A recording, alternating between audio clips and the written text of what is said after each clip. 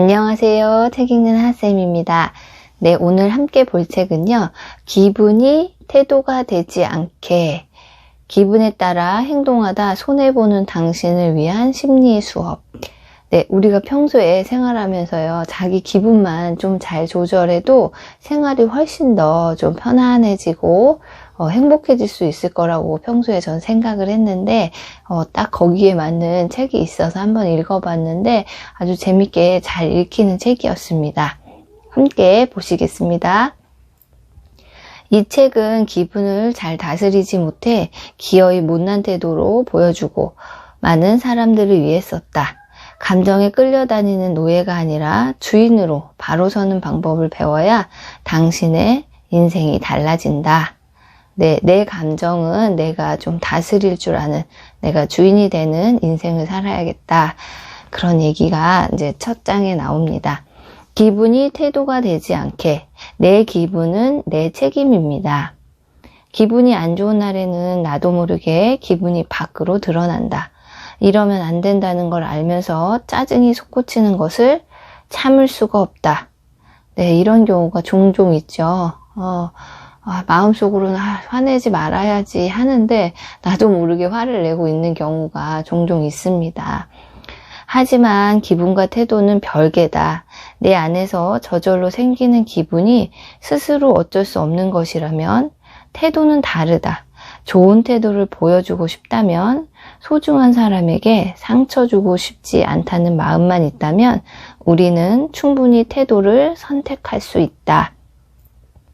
네, 기분을 느끼는 것까지는 자기가 어떻게 할 수 없지만 그 기분을 느꼈을 때 내가 그걸 어떻게 반응할 것인지에 대한 태도는 충분히 본인이 할 수 있다는 얘기예요. 사실은 근데 그게 힘들지만 그러니까 평소에 좀 의식하고 그걸 연습을 해야 된다는 얘기인 것 같습니다.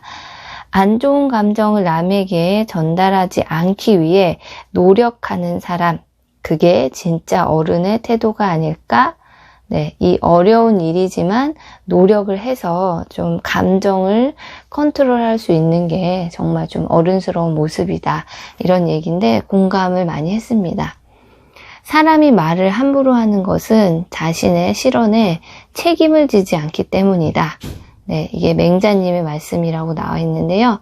그러니까 말할 때는 책임감을 갖고 함부로 말하지 않아야 된다는 거예요. 그래서 이 장에서 포인트는 내 감정은 내 책임이라는 것을 인지해야 한다. 네, 다음으로 좋은 태도는 체력에서 나온다. 우리는 흔히 외부 환경과 머릿속 생각이 기분을 좌지우지한다고 생각한다. 하지만 아주 중요한 변수가 하나 더 있다. 바로 체력이다. 인간의 신체와 정신은 서로 긴밀하게 연결되어 있으며 몸 컨디션은 감정에 지대한 영향을 미친다. 네, 이것도 참 공감된 부분이죠. 내가 어느 정도 체력이 되고 내 몸이 활력이 있을 때는 아무래도 다른 사람이 뭐 좀 짜증나게 한다거나 뭐 이런 것도 좀 그냥 쉽게 넘길 수 있는데 내가 지쳐있고 이럴 때는 사실 별일도 아닌데도 화가 더 나고 막 짜증이 나고 이런 경우가 많아서 일단은 좋은 체력이 있어야 태도도 좋게 된다는 거예요. 그러니까 평소에 운동 같은 거를 하거나 자기 컨디션 조절을 잘 해야 될 것 같아요. 신체적 고통에 신경이 집중되면 다른 사람을 위한 배려는 감정 노동으로 느껴질 뿐이다. 남에게 건네는 다정한 한마디는 튼튼한 체력에서 나온다. 네, 그러니까 모두 건강을 먼저 챙기시기 바랍니다. 다음, 지적받았을 때 당황하지 않고 웃으며 대처하는 법. 누군가가 문제를 제기한다면 그 말에서 감정을 분리하는 버릇을 들여라. 언뜻 들으면 상대방의 말이 상처를 주기 위한 것처럼 느껴지지만 사실 내 기분이 만들어낸 오해일 때가 많다. 상대방의 비판을 통해 자신의 결점을 발견하고 부족함을 개선해서 더 나은 사람이 되자. 감정과 요 문제를 약간 분리하는 이것도 연습이 필요한 것 같아요. 다른 사람에게 지적받았을 때 어떤 태도를 보이는지에 따라 나의 그릇이 드러난다. 네, 내 그릇을 평소에 연습을 해서 좀 더 큰 그릇으로 만들어야 되겠습니다. 버럭 화내기 전에 생각해 봤나요? 네, 저도 사실은 좀 특히 아이들 하고 있으면서 저희 아이들 집에서 좀 욱할 때가 있거든요. 그래서 한번 보겠습니다. 모든 일이 뜻대로 되길 바라며 기대감을 가지고 있다면 그렇지 않을 가능성 또한 열어두어야 한다. 당신도 모든 일에 남의 말을 듣고 행동하지는 않을 것이다. 다른 사람도 이와 같은 자유가 있다는 사실을 생각하면 화낼 만한 일은 그리 많지 않다. 네, 그러니까 이게 남이 내 말을 꼭 들어줘야 되고 내가 하란 대로 해야 되고 이런 과한 바램을 가지면 화가 많이 난다는 거예요. 반대로 나도 누가 시키는 거만 하고 싶지 않고 그리고 다 그 사람이 하라고 해서 해야 되는 건 아니니까 그러면 다른 사람도 마찬가지라는 그런 마음을 좀 평소에 가지면 좀 화날 일이 줄어든다는 얘기예요. 그래서 상처 주기 전에 이제 화가 나면 심호흡을 3번 하고 그리고 너무 화가 날 때는 그 환경을 떠나는 게 좋대요. 그러니까 예를 들어서 아이가 말을 안 들어서 막 화가 나고 이게 감정을 주체 못할 때는 잠시 방에 들어가서 심호흡을 해서 좀 마음을 가라앉히고 좀 그런 다음에 다시 아이와 대화하고 이런 게 좋은 것 같아요. 그래서 다른 환경에 나를 놓고 이제 마음속에 일시 정지를 하라고 나와 있어요. 그래서 좀 멈추고 내가 진짜 화난 이유가 무엇인지 내가 이 상대방에게 전달하고 싶은 내용이 무엇인지를 한번 돌아봐야 된다는 거예요. 그러니까 그 자리를 얼른 피하는 것이 가장 좋다는 방법입니다. 상대방은 당신의 말을 듣기 위한 존재가 아니다. 통제욕을 버려야 마음이 편안해진다. 2장, 내 기분까지 망치는 사람들과 거리를 두는 방법. 내 감정은 내 것이 아니다. 우울한 사람의 에너지는 아주 천천히 전염된다. 무기력 또한 경계해야 할 타인의 감정이다. 타인에게 전염된 기분은 과감하게 쳐내버리자.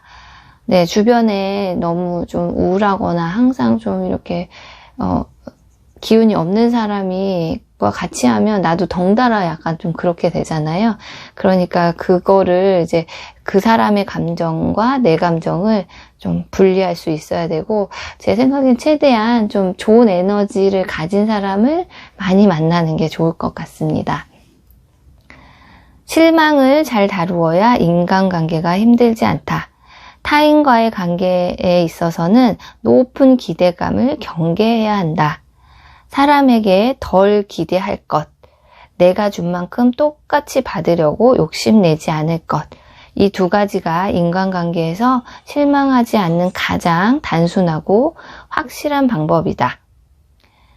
내가 준 만큼 똑같이 받으려는 마음은 욕심이다. 네, 남에게 실망하는 이유는 내가 너무 많은 기대를 가졌기 때문이라고 합니다. 그러니까 좀 덜 기대하고 내가 이렇게 해줬는데 너는 이것밖에 안 해줘? 이렇게 욕심내지 말고 이런 마음을 가지면 좀 더 상대방에게 실망하지 않고 편안하게 지낼 수 있을 것 같습니다. 3장, 내 기분을 내 편으로 만들면 인생이 달라진다. 내가 아니면 누가 나를 챙겨줄까? 친한 친구에게 하는 것처럼 나 자신을 위로해주고 기분을 풀어주자. 마음이 힘들면 맛있는 음식을 먹거나 운동으로 땀을 빼면서 자신을 위로해보자. 나를 위로할 수 있는 방법은 결국 내가 가장 잘 찾아낼 수 있다. 네, 이렇게 남만 위로하지 말고 자기 스스로 자기가 힘들 때 기운 낼 수 있도록 여기 좋아하는 음식을 먹거나 노래를 듣거나 운동을 하거나 본인이 좀 자기 기분을 풀 수 있는 방법을 평소에 좀 생각해 두고 또 그렇게 노력을 해야 된다고 나와 있고 저는 이 말에 공감하고 있습니다. 그래서 저는 주로 제가 기분이 좀 처진다 할 때는 전 노래를 굉장히 좋아하거든요. 그래서 노래를 부르기도 하고 듣기도 하고 네, 그렇게 해서 기분을 좀 전환시킬 때가 있습니다. 힘이 들 때는 나를 위로해주고 내 기분을 풀어주자. 마치 내 가장 친한 친구에게 해주듯이 내가 내 스스로에게 가장 친한 친구가 돼주는 거예요. 4장, 우리가 감정에 대해 오해하는 것들. 감정을 계속 억누르다 보면 생기는 일. 감정은 결코 억누를 수 있는 것이 아니다. 감정이나 생각은 억제하면 할수록 오히려 더 강해지고 억제가 안 되면 더 강한 억제가 필요해진다. 이런 악순환은 당연히 당신의 건강에 좋지 않다.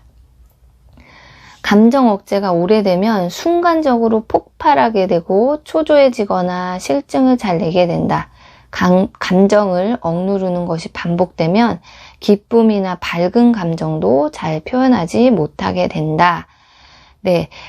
화나는 감정도 사람들은 왜 화를 내는 거를 나쁘다고 생각하는데 이것도 내가 기뻐하는 것만큼 화도 자연스러운 감정이라는 것을 인정을 하고 그것을 대신에 막 폭력적으로 남에게 피해를 가게 풀지만 않는다면 자기가 그거를 화라는 감정을 충분히 받아들이고 풀 수 있는 방법을 찾아야지 화내는 건 나쁜 거야 라고 하면서 계속 억누르기만 하면 어느 순간에 결국에는 폭발해져서 더 큰 피해를 남에게 줄 수도 있다는 거예요. 그러니까 평소에 내가 화가 났을 때 어떻게 그걸 적절히 풀어야 될지 이런 방법도 한번 생각해 보시고 예전에 읽었던 책에서도 나왔는데 무슨 화풀이방이라고 따로 이렇게 만들기도 하고 아니면 진짜 엉엉 울거나 이렇게 뭔가 방법을 찾아서 화나는 감정을 풀어줘야 된다는 겁니다. 뭐뭐 한 것 같아 라고 애둘러 말하지 말고 난 화가 났어 라고 분명하게 말하는 연습을 하자. 상대방에게도 그냥 내가 화가 났으면 난 지금 화가 났어 라고 좀 내 태도를 분명하게 하는 게 더 도움이 된다고 하네요. 5장, 나쁜 감정으로부터 나를 지키는 연습. 너무 걱정하지 마라. 불안을 느끼는 건 당신만이 아니다. 불안함은 대개 너무 많은 생각에서 비롯된다. 벌어지지 않은 미래의 일들을 머릿속으로 그리는 버릇을 버리고 당장 눈앞에 닥친 일을 하자. 미래나 지난 일이나 그런 거 걱정하지 말고 지금 내 눈앞에 있는 것, 그것을 열심히 해나가면 미래는 당연히 좋아질 거라고 생각합니다. 먼저 이루기 쉬운 작은 목표를 세워보자. 매일 한 발짝씩 실행에 옮기다 보면 보다 계획적으로 난관을 극복할 수 있다. 성장이란 불안해하며 탐색하고 실행하며 이루어내는 과정이다. 불안과 함께 성장은 결국 우리를 단단하게 만들어준다. 이 불안해하고 걱정만 하지 말고 그것을 약간은 실행으로 옮기면서 그 불안을 조금씩 없애면 우리가 좀 더 성장할 수 있다는 얘기입니다. 무슨 생각을 해? 그냥 하는 거지 이런 마음을 가져봅시다. 마지막으로 분노를 다스리기 5단계에 대해서 나와 있습니다. 1. 화가 났다는 사실을 정확히 인식한다. 그래, 나 지금 화났어 라고 말하는 순간 화와 내가 분리된다. 2. 분노에 휘둘리지 말고 행동을 통제한다. 분노를 느끼면 먼저 진정할 필요를 인지하고 어떤 행동도 하지 않는 게 좋다. 냉정하게 생각한 후에 대응해도 늦지 않다. 아까 앞부분에 나온 거죠. 일단 막 화를 내고 막 지르지 말고 진정하고 내가 지금 화난 감정을 진정하고 냉정을 찾은 후에 대응을 해도 된다는 얘기입니다. 3. 분노를 일으킨 근본적인 원인을 찾는다. 처음에는 무조건 상대방 때문에 화가 났다고 생각하겠지만 문제는 자신에게 있을 수도 있다. 맞아요. 내가 오해일 수도 있고 아니면은 어떻게 보면 내가 지금 다른 것 때문에 있는데 이렇게 엮여서 화가 날 수도 있고 꼭 상대방만의 문제는 아닐 수도 있어요. 4번째, 선택 가능한 방안을 분석한다. 당신이 화내지 않고는 넘어갈 수 없는 일의 경계를 미리 잘 고민해 두고 그 경계를 넘어서지 않았다면 화내지 말고 바로 용서하는 연습을 하자. 네, 이것도 무조건 참으란 얘기는 아니에요. 내가 남에게 이런 것까지는, 이런 선까지는 내가 참지 않을 거야 라는 거를 평소에 좀 그런 걸 정해놓고 규칙 같은 거라고 할까요? 뭐 이렇게 해놓고 그 선을 넘을 때는 정확하게 내가 화가 난 것을 표현해야 되지만 그 선에서 이제 좀 미치지 않을 경우에는 좀 빨리 화를 풀고 용서를 하는 게 나에게 더 좋고 그게 쉬운 일은 아니니까 평소에 좀 연습을 해야 된다는 얘기입니다. 마지막으로 5번째, 건설적인 조처를 취한다. 제대로 화내고 분노를 잘 처리하면 오히려 관계가 더 깊어지기도 한다. 네, 이 화나는 감정을 그냥 질러버리고 막 이렇게 파괴적으로 표현하지만 않고 서로 좀 냉정하게 요거를 처리하면 오히려 더 관계가 단단해질 수 있다고도 합니다. 화가 났을 때 위 5단계를 실행하기란 쉽지 않다. 평소에 자신의 감정에 의식적으로 관심을 갖고 다스리는 연습이 필요할 것 같다. 네. 여기까지 오늘 리뷰해 보겠습니다. 네, 내용을 들어보시고 관심이 가시는 분들은 한번 읽어보시기를 추천드립니다. 네, 오늘도 들어주셔서 감사합니다.